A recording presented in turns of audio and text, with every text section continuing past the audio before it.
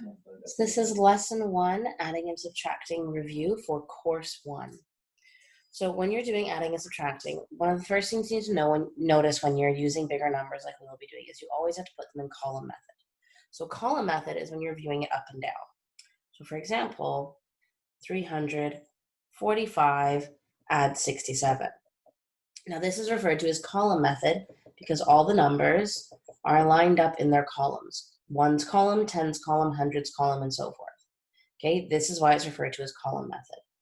Now we have to remember when we're adding numbers like this, that if we get over what is allowed in our column, it has to move to the next column for regrouping.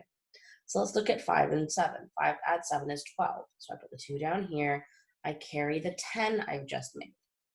Okay, because this is the ones column, this is the tens column. So I can only have ones column and tens in the tens column. 4 plus 6 is 10, plus 1 is 11. Again, I'm carrying it over because what I actually did there was 40 plus 60. I say 4 plus 6 because that's how we think of it to make it easier, but what's actually happening is 40 plus 60. So that means this is 110 technically. 300 plus 100 is 400. So you are left with 412. This is adding. Now remember, as I said, once you get to too much in the one column, you need to be able to regroup and bring it over. Okay, that is your adding review. Subtraction. When we're subtracting, you always need to remember that the biggest number you have has to go on top. If you don't have the biggest number on top, then you will not be able to do your subtraction properly. So let's take a look at 345, take away 67. Again, biggest number on top. So if I go to take 7 away from 5, I can't do it. If I have 5 fingers, I cannot take 7 away from those. There are not 7 fingers there. So I need to regroup. I'm going to borrow from the 4. When I do this, I'm borrowing from 40. 40 goes down to 30 is now what I have there. And I'm bringing that 10 over here to make 15. Okay, because I haven't brought 1 over, I've brought 10 over. If you need to write it like this, you can, to remind yourself that you brought 10 over. So we have 15 take away 7. 15 take away 7 I can do. 15 take away 7 is 8. Okay, and 3 take away 6, again, I can't do that. All right, I have 3 fingers up. I can't take 6 away from those. It's not enough. So I have to regroup. I'm borrowing from the 300s. So I'm going to make that into 200. I'm going to bring 100 over. And this is now 130 technically, but 13 for our purposes. So 13 take away 6. 13 take away 6 is 7. And then we come here. 2 take away nothing. Nice and easy is 2. So we have 278. Please remember you're regrouping when you're doing your subtraction. This is really important. If you lose track of it, you will not be able to do your subtraction properly. That is the subtraction review. Now, quick look at the relationship between adding and subtracting.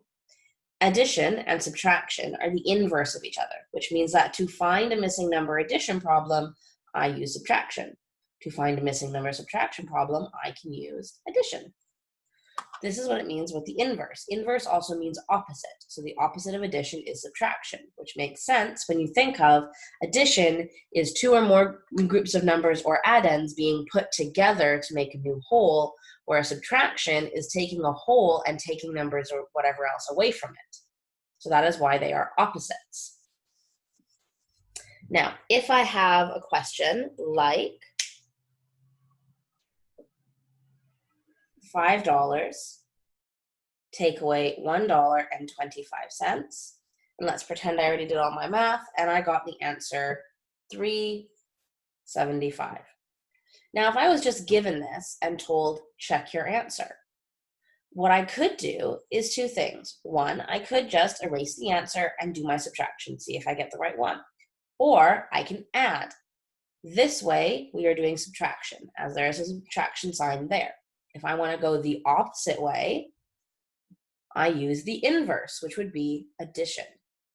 So I would add $3.75 to $1.25, and I should get $5.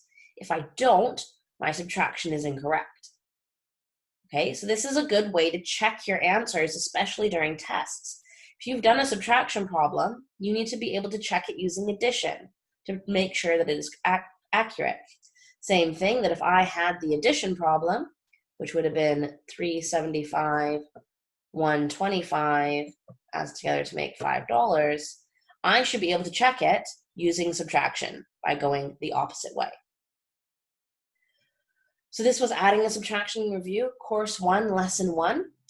Please remember all of those little details. Please remember to check your answers when you're doing them. If you can do subtraction one way, you should be able to do addition the other way, and same with addition and subtraction the opposite. Okay? Again, that was course 1, lesson 1, adding and subtracting review.